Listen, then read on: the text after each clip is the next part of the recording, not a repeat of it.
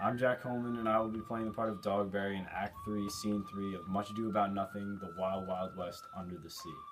I'm James Clabby, and I will be playing the part of Vergis. I'm Michael Paduano. I'll be the second watchman. This is the first watchman. And this will be the third watchman. And I will be playing the lines of the first watchman. Are you good men and true? Yeah, or else it would pity that they should suffer salvation, body and soul. Nay, that were a punishment too good for them. If they should have any allegiance in them, being chosen for the prince's watch. Are you good men and truth? Yeah, or else it were pity that they should suffer salvation, body and soul. Nay, that were a punishment too good for them. If they should have any allegiance in them, being chosen for the prince's watch. We'll give them their charge, neighbor Dogberry. First, who think you the most desertless man to be constable? You Oatcake, sir, or George Seacole, for they can write and read. Come hither, neighbor Seacole. God hath blessed you with a good name. To be a well-favored man is the gift of fortune, but to write and read come by name. Both which, Master Constable? You have. I knew it would be your answer. Well, for your favor, sir, why, give God thanks, and make no boast of it. And for your writing and reading, let that appear when there is no need of such vanity. You are thought there here to be the most senseless and fit man for the constable to watch. Therefore, bear you the lantern. This is your charge. You shall comprehend all vagrant men.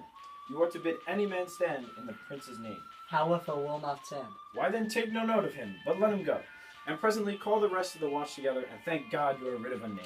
If you will not stand when he is bidden, he is none of the prince's subjects. True, true. And they are to meddle with none but the prince's subjects. You shall also make no noise in the streets, before the watch to babble and to talk is most tolerable and not to be endured. We will rather sleep than talk. We know what belongs to a watch. Why, you speak like an ancient and most quiet watchman, for I cannot see how sleeping should offend. Only have a care that your bills be not stolen. Well, you are to call at all the alehouses and bid those that are drunk to get them to bed. How if they will not? Why then let them alone till they are sober. If they make you not, then the better answer, you may say that they are not the men you took them for. Well, my lord. If you meet a thief, you may suspect him, by virtue of your office, to be no true man. And for such kind of men, the less you meddle or make with them, why the more is for your honesty.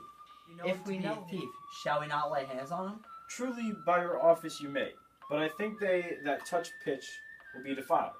The most peaceful way for you, if you do take a thief, is to let him show himself what he is and steal out of your company. You have always been called a merciful man, partner. Truly, I would not hang a dog by my will, much more a man who hath any honesty in him. If you hear a child crying at night, you must call to the nurse and bid her still it. How if the nurse be asleep and will not hear us? Why then, depart in peace, and let the child wake her with crying. For you that will not hear her lamb when it bays, will never answer a calf when he bleats. 'Tis very true. This is the end of the charge. You, constable, are to present the prince's own person. If you meet the prince in the night, you may stay. Nay, by our lady, that I think he cannot. 5 shillings to 1. With any man that knows the statutes, he may stay. Marry, not without the prince be willing. For indeed, the watch ought to offend no man, and it is an offence to stay a man against his will. By our lady, I think it be so. Ha ha ha! Well, masters, good night. And there be any matter of wake chances, call up me. Keep your fellows' counsels and your own, and good night. Come near. Well, masters, we hear our charge.